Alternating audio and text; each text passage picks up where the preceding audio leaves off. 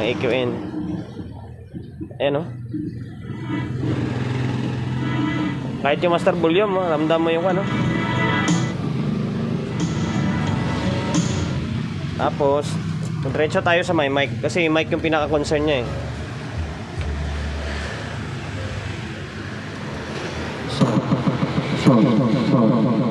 Eh, may echo naman ah.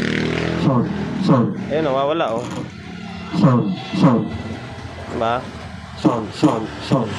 Pangit. Check. 1, 2, check. Wala. Ayan. May time na pag naisintro mo siya, meron. May time na pag hindi nakasintro sa resistance niya, ay wala.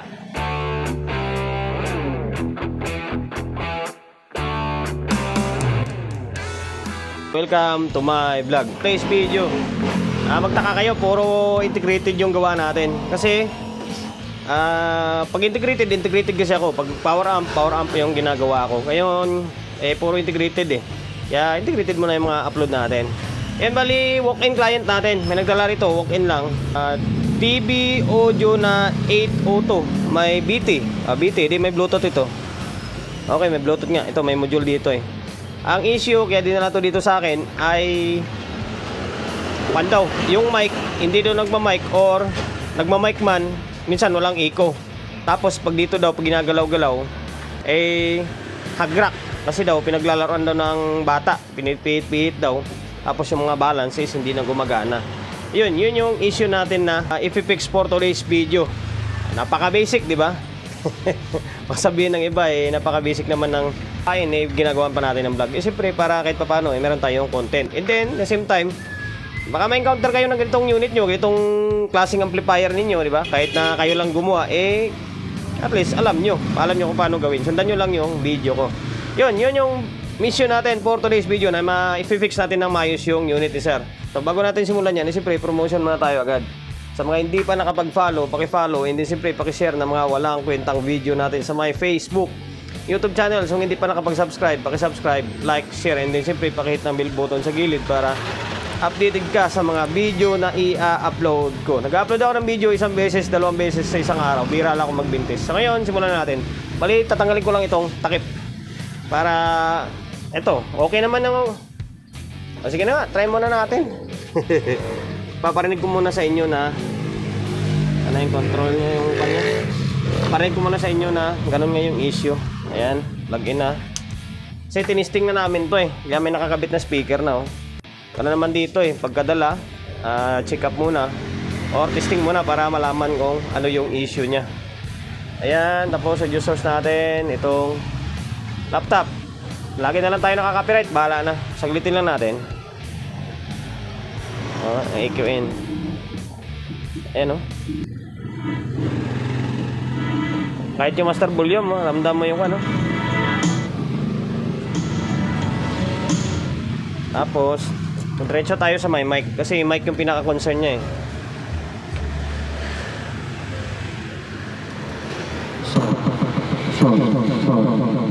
May echo naman ah. Ayun, nawawala oh. Diba? Pangit. Check. 1, 2, check. Wala. Ayan.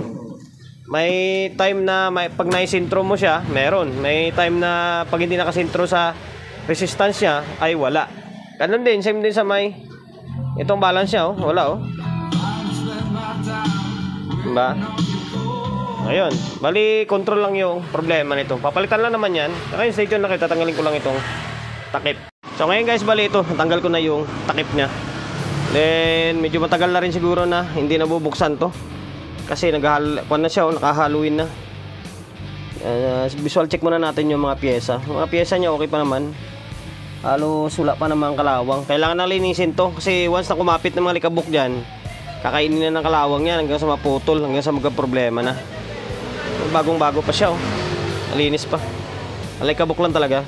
So ngayon, stay tuned ulit. Pinasilip ko lang sa inyo. Bali, babaklasin ko lang ulit itong control. Then diretso na. So ngayon guys, bali ito, natanggal ko na yung mga control. Ito yung tone control board. Bali, Common na lang to kasi halos lagi ko naman binablog to eh. Itong control dito sa dulo is balance. Naka-indicate yan 20k to 50k. Hanggang 100k pwede yan. Tapos ito treble, mid, and then bass. Tapos dito sa may kabila, ito naman yung mic section nya. 20k to 50k yung mga naka-indicate to. Pero 50 to 100 pwede yan. Ito echo. Tapos ito yung mic volume. Palitan natin lahat syempre. Ito na yung na-control niya. Kung titingnan nyo, bago pa siya oh. Ganun kahina yung control ng mga Nachi ngayon. Nagawang Nachi. Bago pa siya tingnan pero yung resistance niya or carbon niya wala na. Kasi carbon lang yung laman ito eh. Yan, napupudpud. Ngayon, ito pa pala may master volume niya. Master volume naman 8 pin, 8 yung pin niyan kasi yung dulo niyan, itong sa dulo na paa para yun sa may loudness niya, para sa loudness yan. Pwede mo lagyan ng 6 na paa yan. Yung ito lang, 3, 6 ito. Pwede yan, under yan, kaso lang walang loudness. Hindi para dito sa loudness niya. Tapos kung gusto niyo mag DIY, yun lang. Kung kayo gusto niyo gagawa lang ng unit niyo, kung ganun yung issue na walang problema rito, yan lang, bibili lang kayo ng control sa may kung saang may bilihan na shop. Yan, bilhin nyo isang stereo master volume, sabihin nyo master volume na 8 pin 50k to 100k. Yan, ito ganito yung tsura niyan. Kasi yung dulo niyan, ano, may carbon siya oh. Yan, para sa loudness yan. Tapos tatlong stereo. Yung stereo naman ay tawag ito, kaya stereo kasi kwan siya oh, left and then right channel. Tapos 6 pin. Yun na, yung may-ari. Tapos tatlong mono. Yan, mono kasi tatlong paa lang siya. Yan, balance yan. And then mic, volume, and then echo or echo. Ayun, papalitan ko lang itong mga control. Palitan ko na ng mga bagong control. Ano, may kinang-kinang pa siya oh. Pinalit ko is 50k. Yung original niyan, 50k rin naman. Na forma 50k to. Yan, 50k. Bago pa siya oh. Walang bahid mancha pa. Walang bahid mancha. Ayan. Tapos dito sa may mic section, bago rin yan. Pati dito sa may master volume. Bagong bago. Yan lang yung tip ko or may papayo or may tuturo ko sa mga gustong mag-DIY. Na ganito yung issue ah. Basta inulit ko, walang problema dito sa may mainboard o sa may preamp. Na dito lang yung problema sa may tone control na area. Madali lang yan. Hindi siyempre kailangan meron kayong panghinang, then tingga. Yan, tingga, kailangan may tingga kayo. And then desoldering pump. Kasi kung wala kayong desoldering pump, bugbog yan. Magkakaganda tuklapan yung mga paghinangan mo. Lalong kwan, bababoy yung magiging kalabasan niya. Lalo manipis yung mga cutting niyan. Yan lang. Tapos, bili kayo ng control. Tapos, kayo nang papalit. Ganun lang kasimple yan. Hindi na kayo magbabayad ng labor. Diba? So ngayon, babalik ko lang ito sa may board. And then, ito, may linis na. Para bumalik sa dating ganda yung mukha ng unit ni sir. Yan, babalik ko lang ito. Balik ko na yung control, tone control board, pati master volume. And then, may balik ko na rin yung mga knob. Yan, para mabilis yung video natin. Yan, tapos nakasetting na, gitna na lang lahat. Yan, gitna ko na lahat. Tapos ito, malinis-linis na siya kahit papaano. Tanggal na yung mga agyo. Yan, speaker natin, di pa nakabaklas na mula kanina. Yun pa rin yan, no? Tapos yung users natin, yung laptop natin, mula kanina pa yan umaandar. Ngayon, power on natin. Tapos nilagyan ko na kagad ng naka-volume. Umaandar na agad, Tapos nilagyan ko na rin ng marka natin.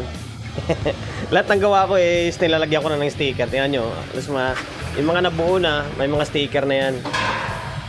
Ayan. Tapos yung isa doon, no? Puro integrated yung gawa ko ngayon. Ayun, naka-EQ in. Naka-EQ in ako, ha. EQ in muna. Tatabad ako napunta sa my Bluetooth. Tapos, ayan, ito. Gamit na lang tayo ng remix music muna para iwas copyright. Ayan, Twitter. Ito, base. Gumagana na yung balance niya. Kanina hindi gumagana yan. Ito, treble. And then mid. Okay. Base. Okay. Tapos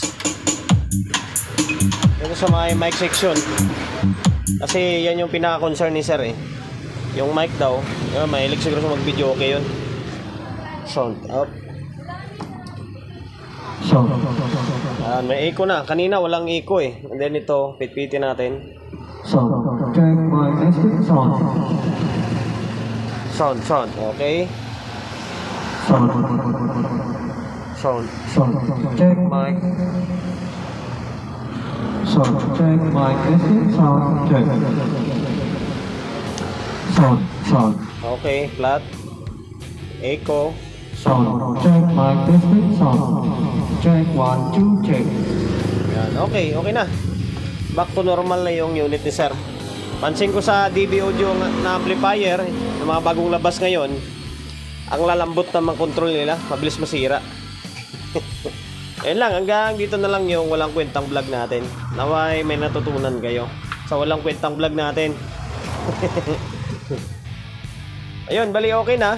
Yan lang naman yung naging issue eh. Palit volume control lang naman eh. Ito yung mga palitan natin oh. Palitan natin kay sir mamaya.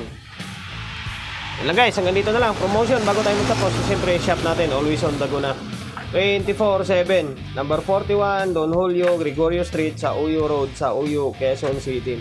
Social media pages natin, so hindi pa nakapag-follow, paki-follow, hindi siyempre paki-share ng mga walang kwentang video natin sa my Facebook, YouTube channel. So hindi pa nakapag-subscribe, paki-subscribe, like, share, and then siyempre paki-hit ang bell button sa gilid para updated ka sa mga susunod na video na i-upload ko. Ingat, God bless, and then peace at lahat.